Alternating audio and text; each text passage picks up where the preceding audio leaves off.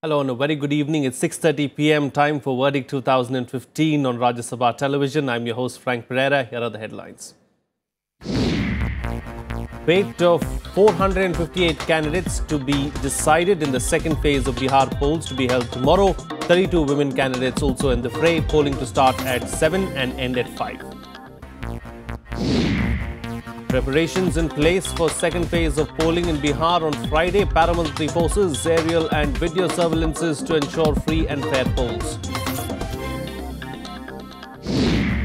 Setback for the third front in Bihar. NCP announces that it will contest alone, says it doesn't agree with Mulayam Singh's remarks endorsing the BJP. Second phase touted as the toughest phase in the elections. Maximum candidates with criminal track record in the fray.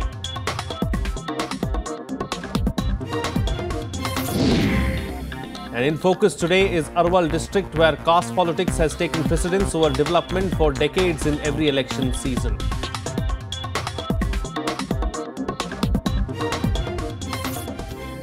Well, in what could be termed as a setback to the Third Front alliance in Bihar, the Nationalist Congress Party has announced that it will contest alone in the ongoing Bihar Assembly elections and not ally with any party, giving a severe jolt to the Samajwadi Party Supremo Mulayam Singh Yadav and Jan Adhikar Party Chief Pappu Yadav.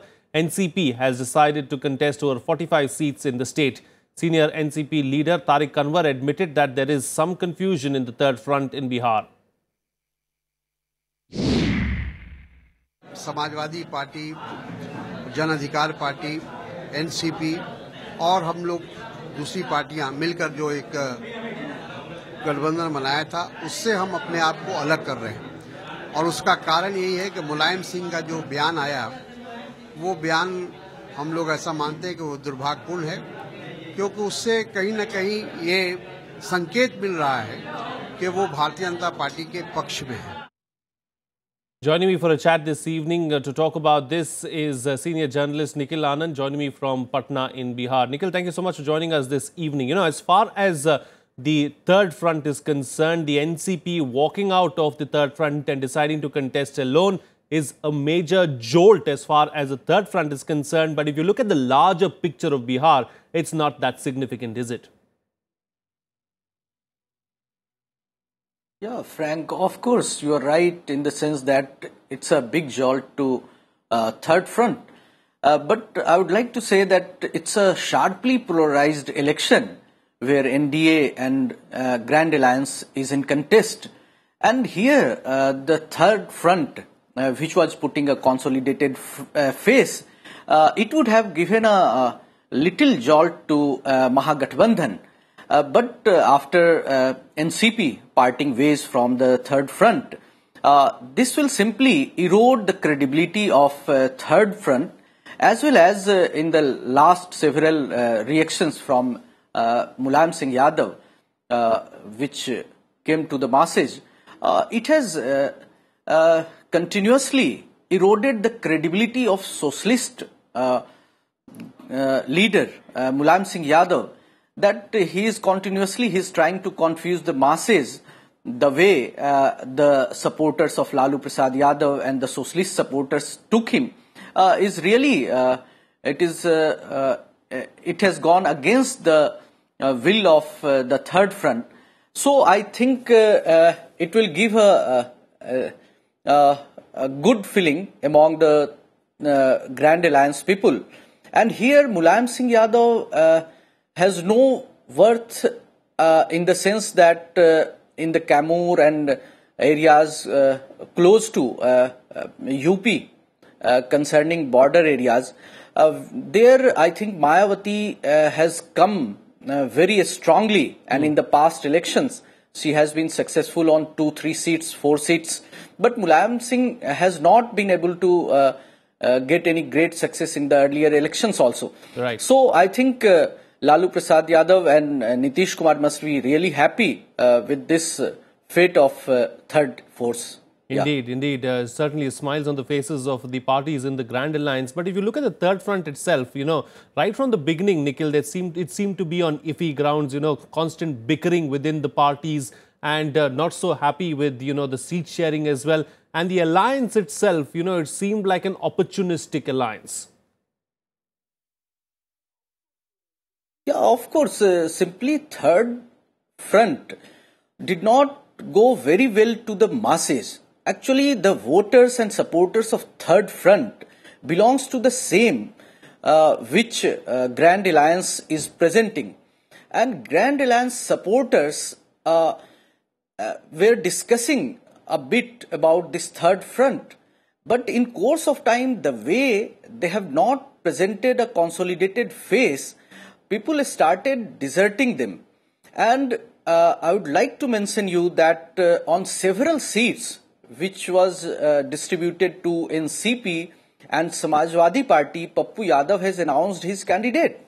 So this way, in a way, all these parties are putting candidates against each other, and simply in last some days, Pappu Yadav is announcing the candidature of any Tom, Dick and Harry, any ex-MP, ex-MLA who is coming to his fold. He is announcing their candidature. And the same way other parties are doing the same. So third front has failed to put a consolidated face. Right. And this way, this election is going to be sharply polarized between the Grand Alliance as well as the NDA. Indeed. All right. We'll have to leave it at that. Nikhil Anand, thank you so much for joining us on the program and putting things into perspective for us. Moving on now, preparations are in place for the second phase of polling in Bihar to take place on Friday. Apart from ensuring a free and fair election, the Election Commission is also engaging in educating people on the need to exercise their franchise. Security too is watertight to ensure smooth polling. RSTV's Pranav Goswami brings you this report.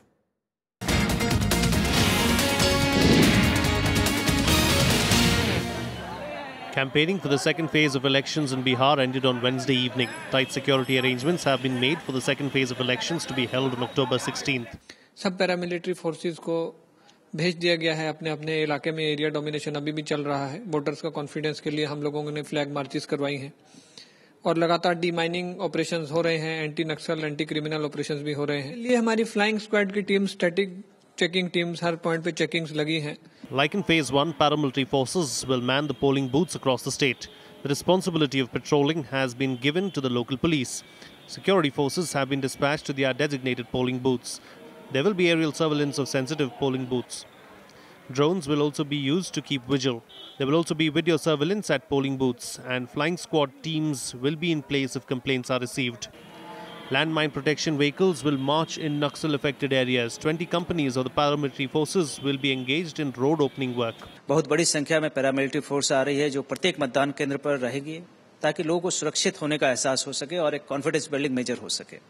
हमारा जिला नक्सल affected भी है, उसके लिए भी हम लोगों ने पूरी तैयारियां की है. चूंकि नक्सल अफेक्टेड होने के कारण कई प्रकार के नए सिक्योरिटी कंसर्न्स रहते हैं, तो उन सभी को हम लोगों ने एड्रेस करने की कोशिश की है, लेकिन फिर भी पूरी अलर्टनेस है ताकि किसी प्रकार की दुर्घटना ना हो. Voting will take place in 6 districts in the second phase. 32 seats in these 6 districts will go to polls. 458 candidates are in the fray. Voting will be held in Gaya, Rohtash, Arwal, Kaimur, Jahanabad and Aurangabad. Polling will begin at 7 in the morning and will end by 3 p.m. in one-third of the seats, 4 p.m. in the other third of the seats and 5 p.m. in the final third. Voting percentage during the previous elections in these districts was low. The Election Commission has initiated several programs to educate voters here on the need to exercise their franchise. Religious organizations have also appealed to people to exercise their rights. The voting percentage in the first phase of elections was 2% more than the last time, but the figure was still less than expected. There is hope that better security and awareness about the need to vote will positively impact voter turnout in the second phase. Pranav Goswami's report for Rajya Sabha Television. Moving on now, the second round of voting in Bihar will hold considerable interest for parties and observers alike. For this is the stage that not only has the maximum number of well-known candidates, but also the most number with a criminal past. A lot will be riding for political parties when the 32 second phase constituencies go to polls on Friday. For it's this phase that has the most influential leaders. 1/3 of them are facing criminal cases, while 1/4 have assets worth over 1 crore. And combined with the fierce caste politics, both factors bring up a volatile mix. दबंगों को चाहते हैं, जानबूझ करके ticket देते हैं। उसका मुख्य कारण है कि उनके लोग गांव में फैले हुए होते हैं और उनके मन मुताबिक जब चाहते हैं राजनीतिक रोटी को पकाते हैं या फेंकते हैं। In all, 456 candidates are contesting elections from the second phase districts of Jehanabad, Gaya, Arwal, Rohtas, Kaimur and Aurangabad. 142 face criminal cases, 110 have very serious criminal cases. The BJP has 6 candidates with criminal cases. The Janata Dal United has 5 and Lalu Prasad's Rashtriya Janata Dal has 9. 106 candidates own assets worth 1 crore rupees each. All the districts have a strong Maoist presence. Upper and lower caste clashes are also quite common.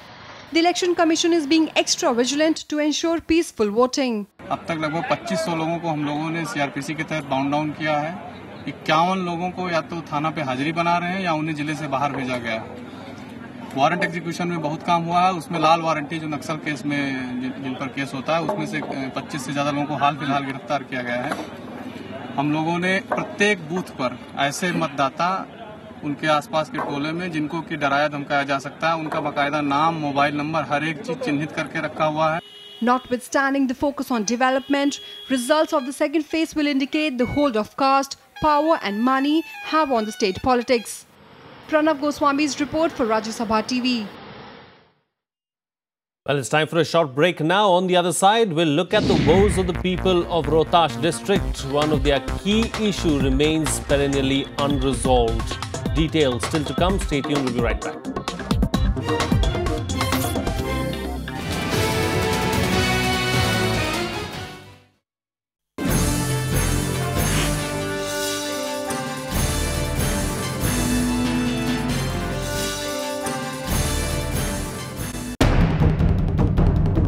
A path-breaking presidential visit, combining continuity and change. India redefining relations with Israel and Palestine. What does it mean for India's role in West Asia? Watch The Big Picture at 9:30 p.m. on Rajya Sabha television.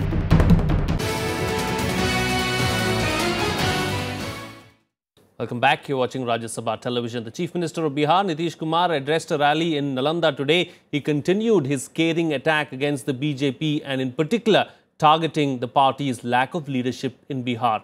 Let's listen in to what he had to say. विधानसभा का चुनाव लड़ रहा है प्रधानमंत्री के नेतृत्व में भाजपा। अब अगला साल पंचायत का चुनाव आएगा, वो भी ये लोग प्रधानमंत्री के नेतृत्व में लड़ेंगे।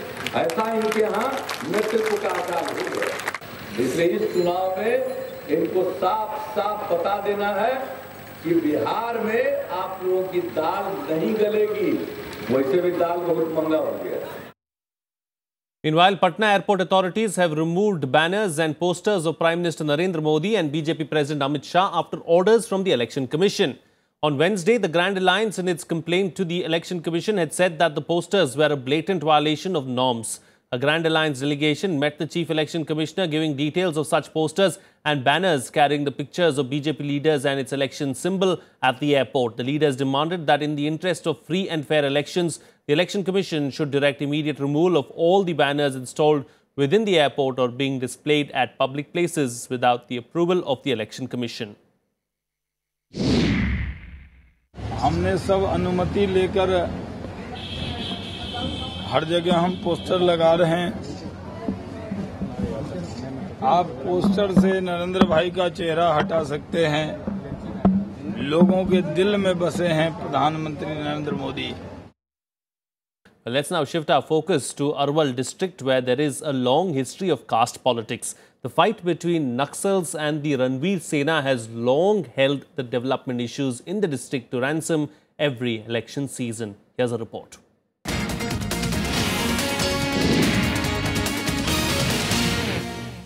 Arwal is an extremely backward district in central Bihar. Lakshmanpur Bath is a village in the district where caste differences run so deep that it has become the identity of the place. In December 1997, 59 Dalits were killed here, including 27 women and 16 children. This memorial is a reminder of that bloody episode in the history of this village. The Ranveer Sena that came into being as the representatives of the Bhumihar community accused Dalits of being Naxal sympathizers.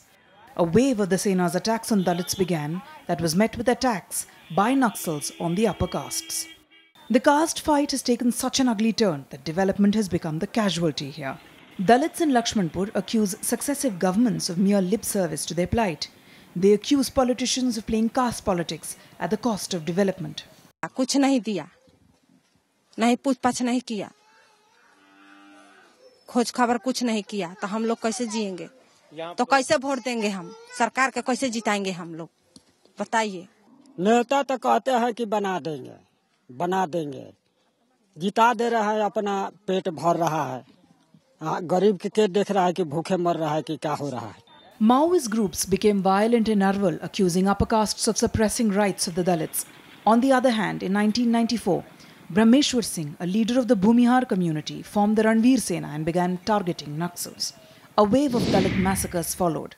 Among them were 1997, when 59 Dalits were massacred in Lakshmanpur Bath village. 1997 again, when 8 Dalits were killed in Jahanabad. And 1998, when 23 Dalits were killed in Shankar Bigha in Jahanabad. Maoists also targeted upper castes in Jahanabad, Gaya and Arwal. The history of violence has meant that elections are still fought on caste lines here. The area still does not have basic amenities like education, health or irrigation. Needless to say, unemployment is a big issue here. While people suffer, political parties accuse one another of playing caste politics. There are 2 assembly seats in Arwal district. The BJP-JDU combined won both seats during the last elections. The political equations have changed this time around. But Arwal's caste politics and its fate on the development index remains unchanged. Pranav Goswami's report from Arwal for Rajya Sabha TV. Moving on, now elections come and go, but for Sasaram, the administrative headquarters of Rohtas district, one key issue remains perennially unresolved. The Durgavati Reservoir was the dream project of Dalit leader Jagjeevan Ram. Even 4 decades after he laid its foundation stone in 1976, it remains only partially complete. Here's more.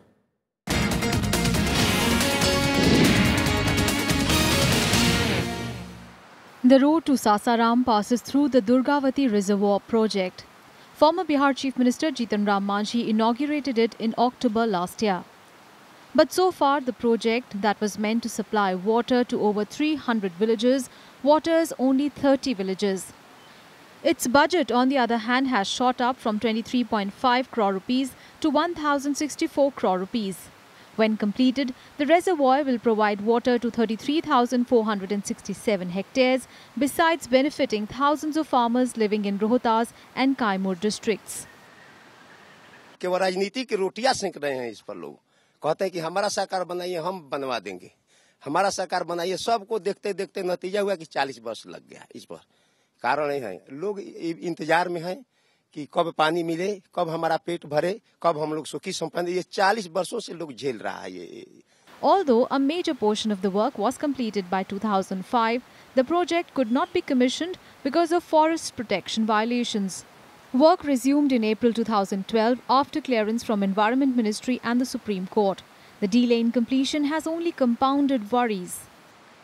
Political अपने अपने फायदा नजर आने लगे लोगों को उसमें ये उलझा रहा ये 5 साल में कंप्लीट हो जाना था 1976 में ये इसका शिलान्यास हुआ था और 5 साल में एक टारगेट था कि 5 साल में ये बन जाना है लेकिन बहुत सारे अड़चने आती रहीं और ये हर चुनाव में इशू बनता रहा और आज भी जो है वो उद्घाटन हुआ उद्घाटन बनने के बाद भी आज पानी नहीं मिल पा रहा क्योंकि नहरों की खुदाई नहीं हो पाई है और नहर की खुदाई नहीं हो पाई है तो खेत में पानी नहीं पहुंच रहा है. In 2014, the reservoir was at the centre of a political slugfest. The BJP took pot shots at former Lok Sabha Speaker Meera Kumar for not getting it completed. The Congress blamed the state government. Once known as the rice bowl of the state, the region has the potential to feed the entire state if it is ensured adequate irrigation. And in these elections, farmers of Rohtas district are determined to secure just that. Opinions are divided as to who should get the credit for this project. But there is unanimity among the locals that the Durgavati Reservoir project should not remain in limbo until the next assembly elections due in year 2020. They just want this project to be completed whether NDA or Grand Alliance comes to power. Reporting from Rohtas with camera person Sudhanshu, I am Kriti Mishra for Rajya Sabha Television. Time now for some political reactions from Bihar in our segment Poll Blitz.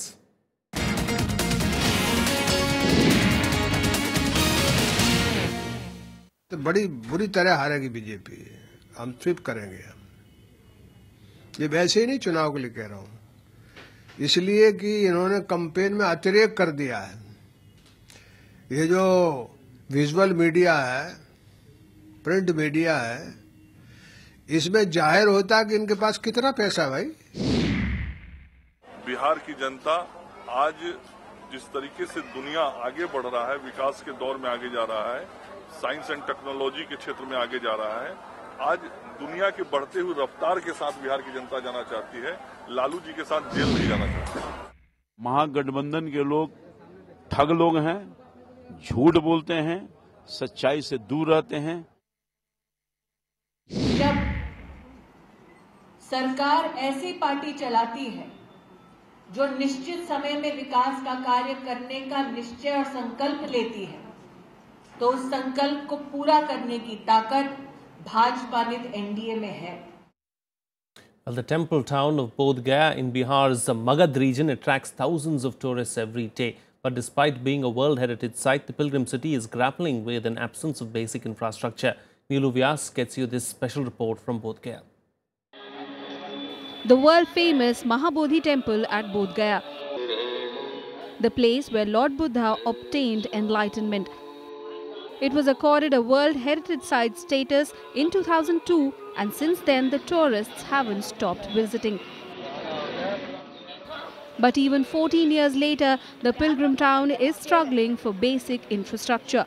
There is no master plan or even waste and sewer management. देखिए, दोनों से बोध गया के लोगों को कमी है। मोदी जी बोल तो रहे हैं अभी 15 साल से, लेकिन उसकी प्लान बननी चाहिए बोध गया के। अगर उनको प्लान बनाना है तो नगर पंचायत के थ्रू या किसी के थ्रू, यहाँ के स्थानीय के थ्रू बातचीत करके वो प्लान बनाएं कि यहाँ क्या आवश्यकता है। The road leading up to the temple is dirty and congested. Choked drains, lack of toilet facilities and substandard hotels complete the picture of apathy. I would like to have some space for the people who go by feet. It's not meeting the international standard as well as UNESCO standards, so there should be more development, more amenities, facilities, and these are things. There should be toilets, there will be pathways, all these things.